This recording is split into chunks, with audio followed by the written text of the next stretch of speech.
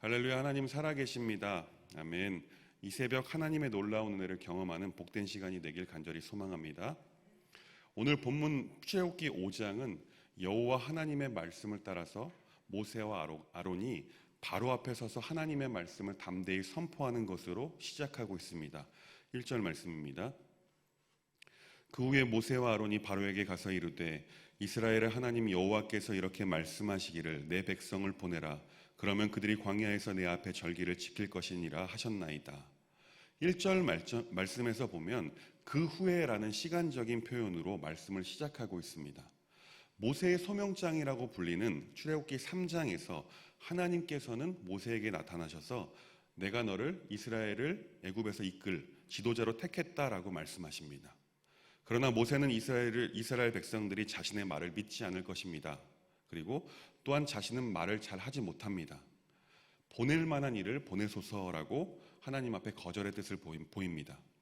그러나 하나님께서는 모세가 거절할 것도 이미 다 알고 계셨습니다. 이스라엘 백성들이 모세의 말을 듣지 않을 것이다 라는 모세의 말에 두 가지 이적을 보이셨습니다.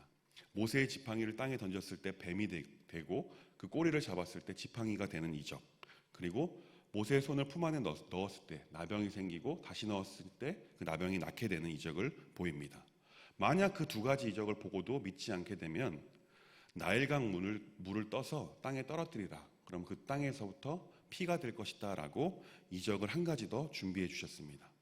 그리고 모세가 나는 말을 잘하지 못한다 라는 말에는 하나님께서 모세에게 할 말을 줄 것이다. 내가 너에게 할 말을 줄 것이다. 그리고 내 입과 언제나 함께 할 것이다 라고 말씀하셨습니다.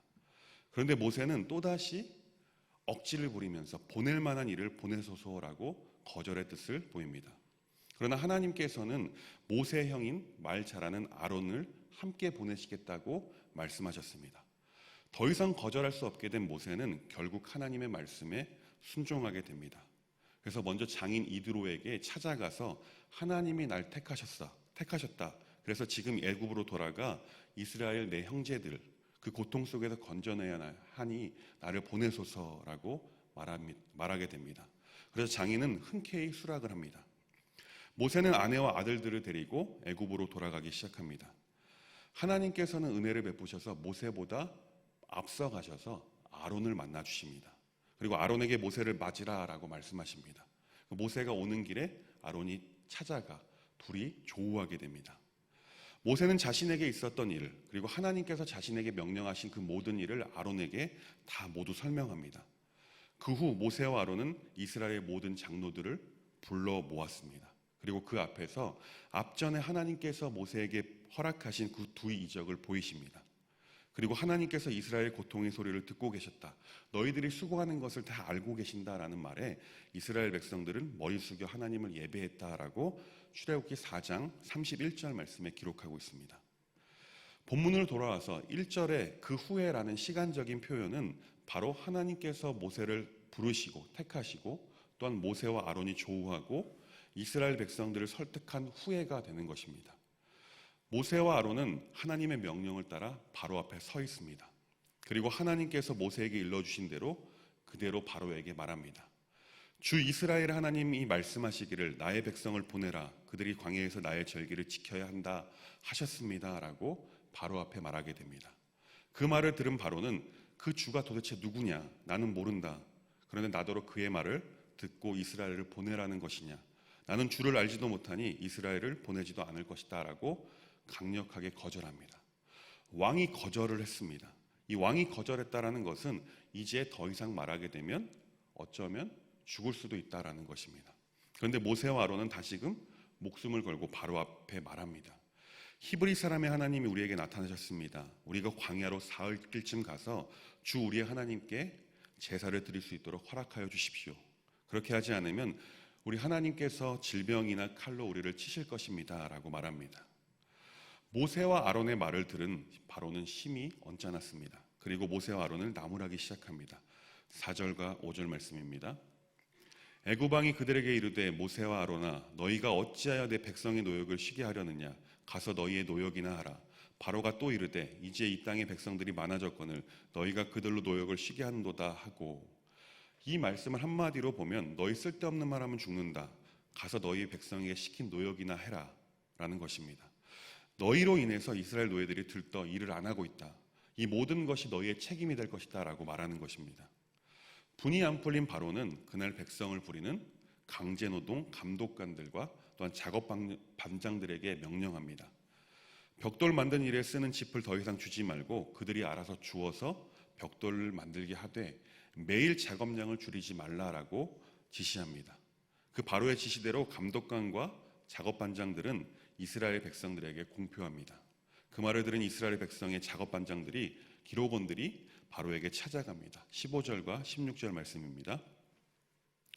이스라엘 자손의 기록원들이 가서 바로에게 호소하여 이르되 왕은 어찌하여 당신의 종들에게 이같이 하시나이까?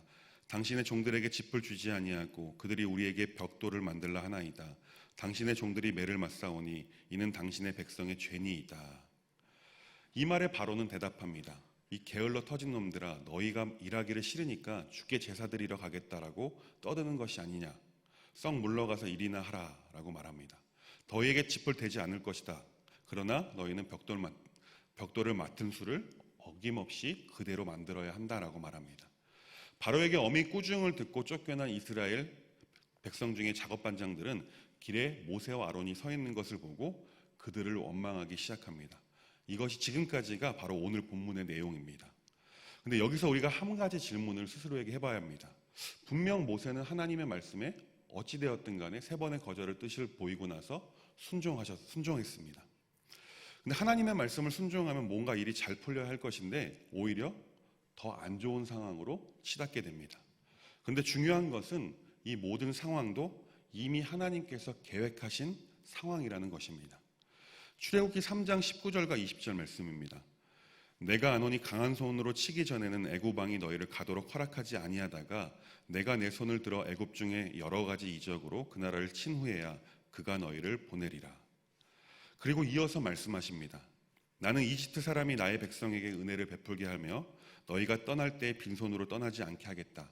여인들은 각각 이웃에 살거나 자기 집에 함께 사는 이집트 여인들에게서 은부치와 금부치와 의복을 달라고 하고 그것으로 너희 아들 딸들을 치장하여라.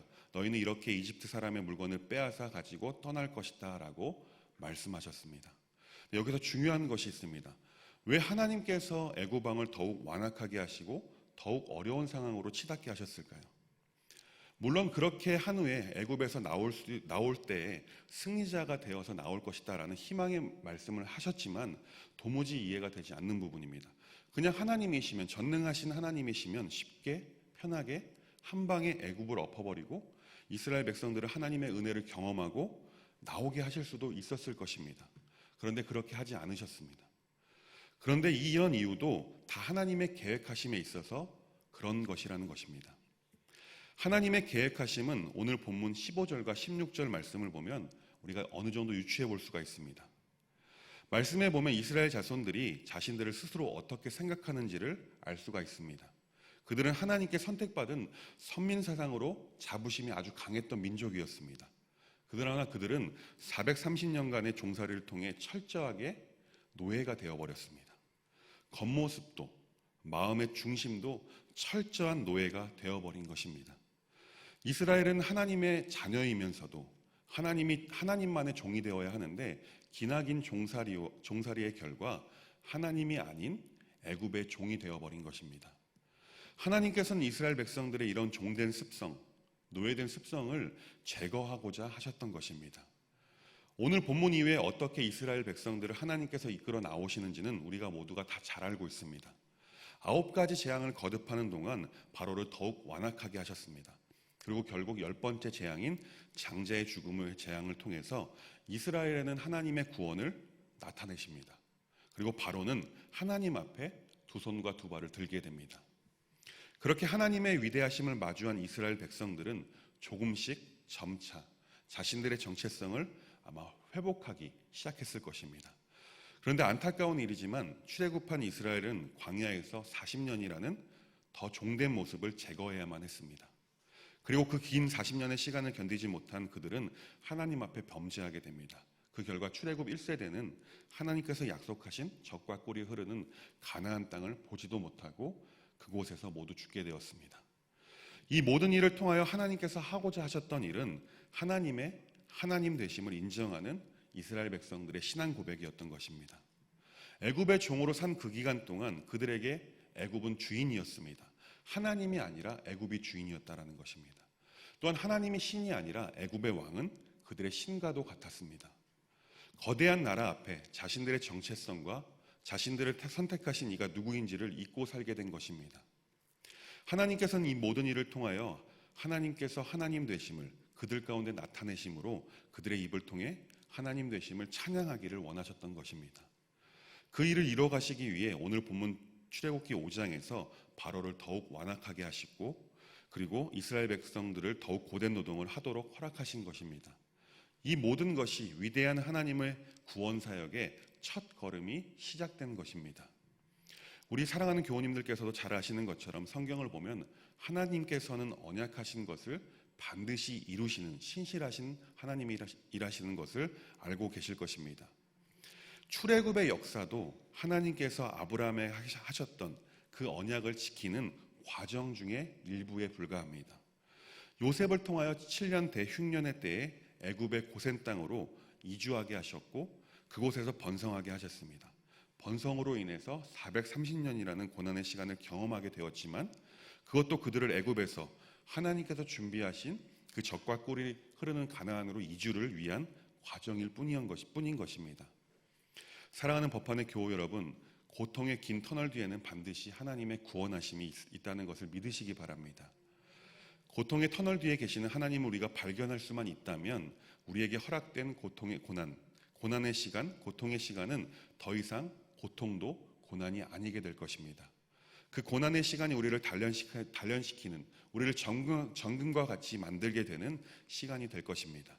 또한 그 고난을 통하여 우리에게 있지 않은 좋지 않은 습성들을 사라지게 될 것입니다. 하나님께서는 이스라엘 백성들에게 있었던 노예 습성을 제거하시기 위해 긴 고난의 시간들을 허락하셨지만 바로 그것처럼 우리에게 고난을 허락하시는 이유는 우리에게 있는 나쁜 습성들, 하나님을 바라보지 않고 세상을 바라보는 그런 습성들, 제거하실 하나님을 바라보게 될 때에 그 안에 하나님의 뜻을 발견하게 될 줄 믿습니다.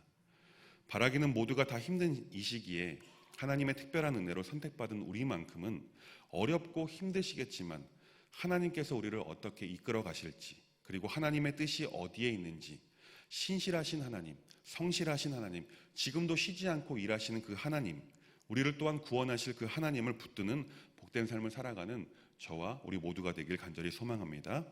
기도하겠습니다. 하나님, 하나님의 거저 주시는 은혜로 택함받은 백성이 바로 우리임을 믿습니다. 모두가 다 힘든 이 시기에 하나님만 바라볼 수 있는 영안을 허락하여 주옵소서. 하나님께 집중함으로 하나님의 뜻을 발견하고 하나님께서 우리를 어떻게 이끌어 가시고 신실하시고 성실하게 일하실지를 기대함으로 살아가는 삶이 될 수 있도록 인도하여 주옵소서. 예수님의 이름으로 간절히 기도합니다. 아멘.